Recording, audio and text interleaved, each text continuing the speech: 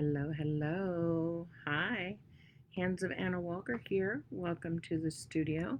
I've got a random assortment of things here on the studio table for stabthingsintoexistence.com.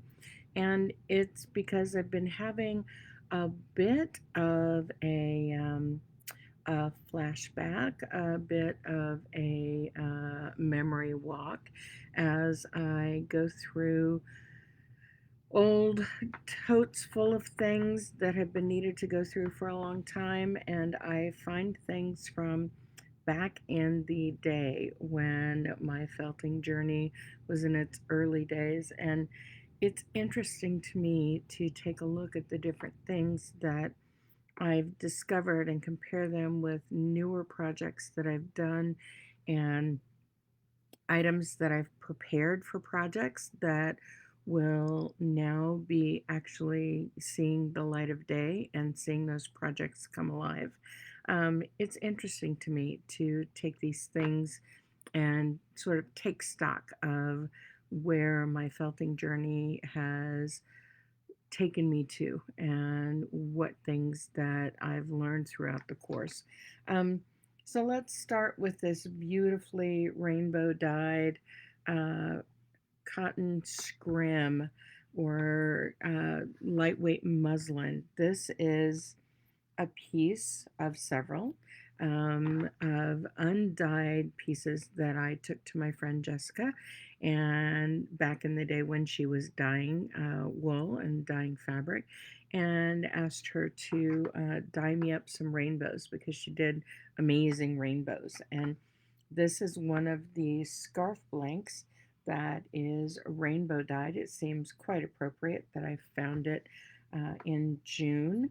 And a larger piece that is sort of double the width of a scarf. It will soon be worked up into a shoulder wrap slash poncho slash whatever it turns out to be, but it's done in these rainbow colors as well, and that's been packed away in one of the totes for my personal projects while I'm gone.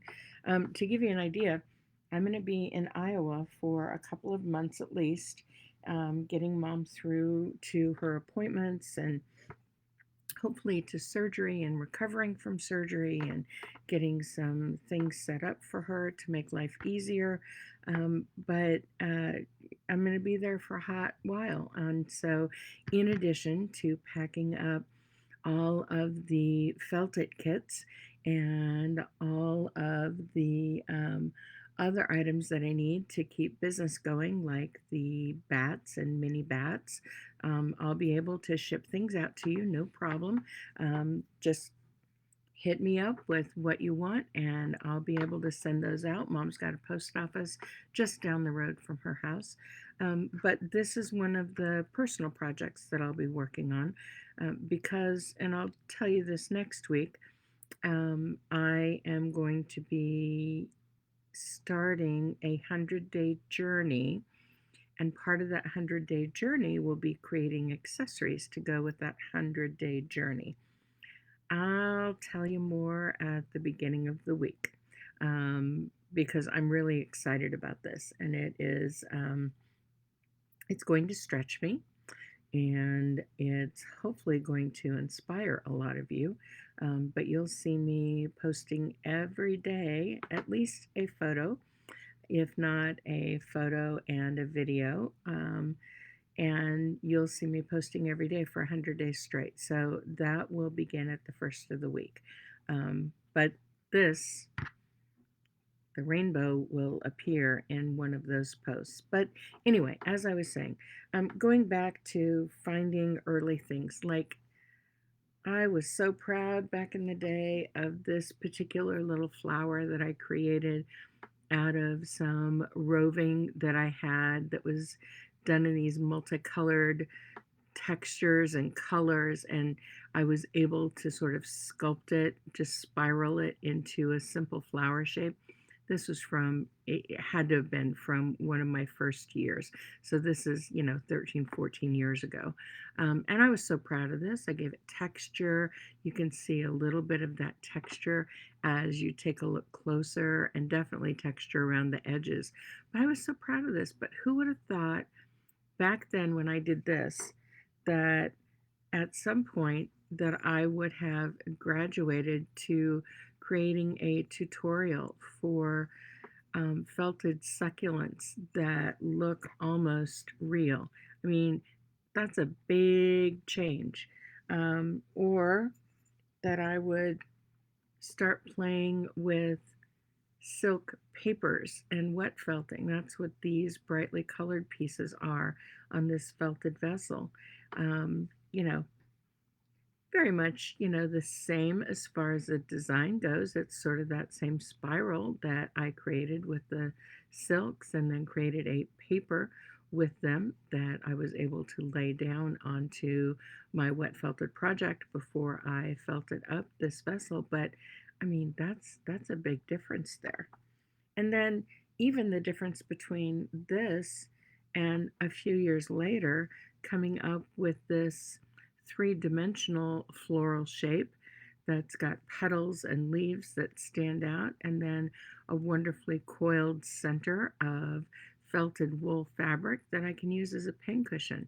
I mean, the progress that we make, and the progress that I hope to help you all with as we continue our journey with felt, is to see that growth. And sometimes I think we forget that it's good every once in a while to look backward and see how far you've come from the early days to the current days.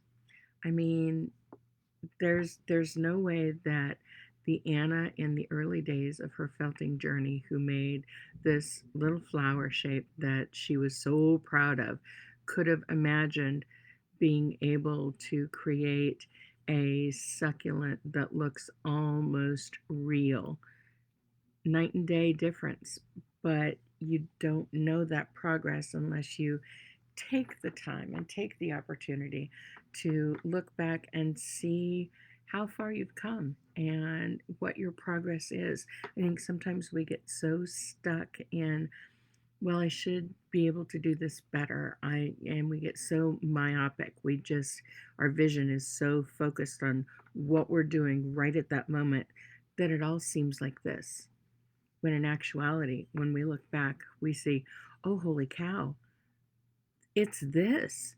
I've come so far. I'm not this anymore.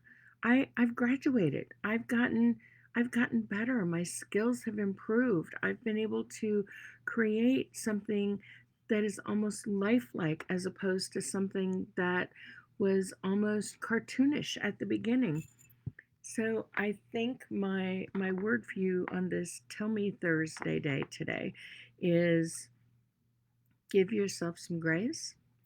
Take a look at how far you've come in the time that you've been working on your felting journey, and accept and appreciate how far you've come, and give yourself the permission to continue exploring, because things like this happened because I thought, what if?